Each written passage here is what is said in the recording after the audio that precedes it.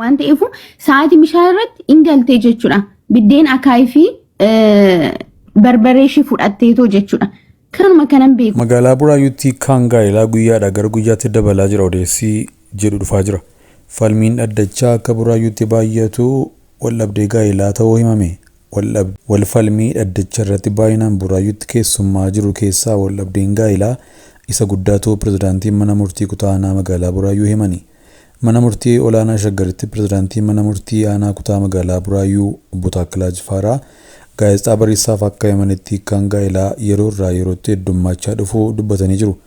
Gaa'elli kabajamaa ta'us akka feetee fi miiraan guutamanii walitti dhufuu irraa kan ka'e muriin gaa'elaa gabaabbachaa jiraachuu fi kan wal fuudhanii maatii horatan illee faffaca'uun mudataa jiraachuu kaase. Akka aanaa kutaa magaalaa Buraayyuutti dhimmoonni irra deebiin dhaddacha irratti baay'ataa jiran waldhabdee gaa'elaan kan wal qabatan yoo ta'u, hiikkaan gaa'elaa qabeenya hiratanii adda ba'uu qaqqabiinsa jiraachuu himanii jiru.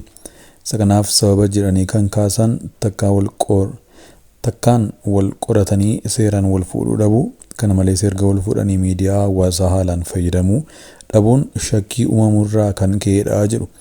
Walakkaa gaa'elaa kanaan maatiin faffaca'aa qabeenya waliin horatan ilmaan isaanii ittiin guddifachuu osoo qabanii hiratanii adda ba'uun gaaga'ama dinagdeef hawaasummaaf saaxilamaa akka jiran illee dubbatanii jiru. Buraayyuun irra dargaggootaan kan guutamte waan ta'eef rakkoo kanaaf saaxilamaa ta'uu himani. Miiraan oofamanii gaa'ela dhaabbii hin qabnetti seenuun dura irratti mari'achuun waliigaltee seeraa qabaachuu dhimma murteessaa ta'uu yaadachiisanii jiru. Namni maatii ta'ee walitti dabalame itti fayyadama miidiyaa hawaasaa sarraa seera qabeessa jechuunis karaa gaa'ela isaanii waliin walitti hin buuneen tajaajila barbaachisu irraa argachuu osoo qabu fudhaaf heeruma booda namoota biroo waliin wal baruun wal qabatee wal shakkii uumamuun umuriin gaa'elaa gabaabbataa jiraachuu kaasanii jiru. Gaa'elli kunuunsa waliif yaaduu fi egeree dhaloota dhufuuf itti gaafatamummaa fudhachuu kan gaafatu ta'us sirriitti wal beekuu qabu. Seera qabeessaan warroomuu dhaabuu irraa kan ka'e wal fuudhanii yeroo gabaabaa keessatti adda ba'uun hammaataa jira. Dhimmoota irra deddeebiin mana murtii aanaa kutaa Buraayyuu magaalaa Buraayyuutti gaa'elaa wal qabatanii mudatan kana furuuf osoo gara gaa'elaatti hin seeniin dura sirriitti wal qorachuun wal baruu fi yeroo warroomanis waliigaltee seeraan deeggaramuun barbaachisaa ta'uu yaadachiisanii jiru. Kun immoo seenaanis gatii kan nama kaffalchiisu waan ta'eef gaa'elatti osoo hin galin duree seeraa murteessaa ta'e waliigaluun sirriitti beekuun barbaachisaa ta'uu himanii jiru. Waan ta'eef sa'aatii bishaan irratti ingaltee jechuudha.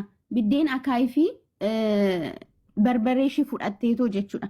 Kanuma kanan beeku. Achiin ani immoo ordarii sadin qaba. Saammisaadhuma kiyya nyaadheetoo ordarii sadan san geesseetan anaa deebi'aa jiru sagalee naa qabde. Beetii koo deebitee jetti. Sagalee isaa iyyuu sheerin sii godha sooyyee koshi. Bakka nama hojii haamilee qabu malee. Obsee Kaffaaloo jedhamti dhalattuu Shawaa Kaabaati. Obseen akkuma nama kamiittoo hojjettee of jijjiiruuf jecha gara biyya hambaa Dubaay deemtee achi jiraachaa turte yoo ta'u, Obseen nama bultii dhaabbatee biyyaa baatee waan taateef achi keessee abbaa warraa ishee kan gaa'elaa waliin dhaabbatte biraa deemtee baasii hunda danda'uun of biratti isa fudhattee turte. Abbaan warraa ishee kan waliin gaa'ela dhaabbatanii gara biyya hambaatti fudhatte kunis as gahee isheen ganuudhaan dubartii biraa faana hariiroo eegale. Yeroo kana Obseenis dhiiraaf biraa faana nama maqaan isaa Firaa'ol jedhamu dhalataa Wallagga Bahaa Naqamtee kan ta'e achuma biyya Dubaay kan jiraatu faana hariiroo eegalte. Harree guyyaa kaleessaa mana jaalallee ishee kan ta'e Firaa'ol bira deemtee achitti lubbuun ishee darbee jira.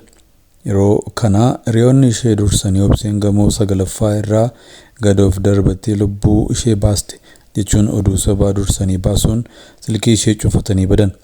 Nutis dhugaadha jechuun oduu isaanii kana fuunee Obseen yookaan kaarroon of ajjeese jechuun maxxansaa turre. Garuu dhugaan akkas miti. Obsee kan ajjeesee hiriyaa isheen bira turtee gamoo shanaffaa irraa darbachuun lee Obseen of hin ajjeesne. Firaa'ol erga ishee ajjeesee booddee amma yeroo kanaatti silkiin isaa cufatee mana isaatii badee jira. Haa ta'u malee hiriyoonni Obsee tokko akka yeroo ammaa dubbachaa jiranitti Firaa'ol halkanuma edaa akka Dubaay keessaa bahee jirudha. Gara inni itti malee ammaaf wanti beekame hin jiru. Kanaaf kana booda oduun Obseen of ajjeeste jedhu asumatti dhaabaa dhugaan isaa haa ba'u. Mucaan kunis abbaa manaa ishee inni as gahee ishee ganee kunis to'annoo seeraa jala haa oolan. Oduu sobaa kanaa asumatti dhaabaa. Abbaan intala isaa gudeedeedhaa waggaa 9 itti murtaa'e. Abbaan intala isaa ganna 20 gudeedeedhaa waggaa 9 itti murtaa'ee jedha odeessi kun.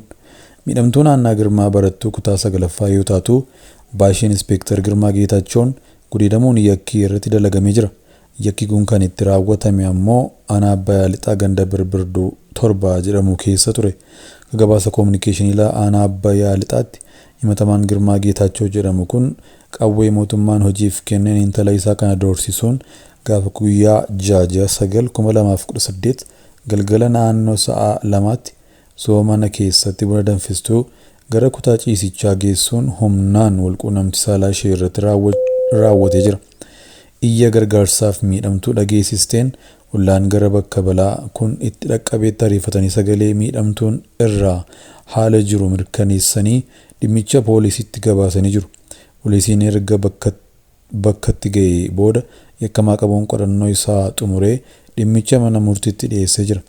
Dhumarratti manni murtii aanaa Abbayyaa Lixaa dhaddachaa har'a gaggeeffameen himatamaa irratti hidhaa waggaa 9 murteessee jira. Loltoonni USA 2 Joordaan keessatti ajjeefamuu booda USA fi Iraan wal haleellaa bulani. USA'n sanbata duraa haleellaa qilleensaa marroo hedduu isaan Iraan irratti raawwattee haleellaawwan kun kan qiyyaafatan basaasaawwan handaara galaanaa fi buufataalee ittisa qilleensaa ta'uu aangawoonni waraanaa USA himan.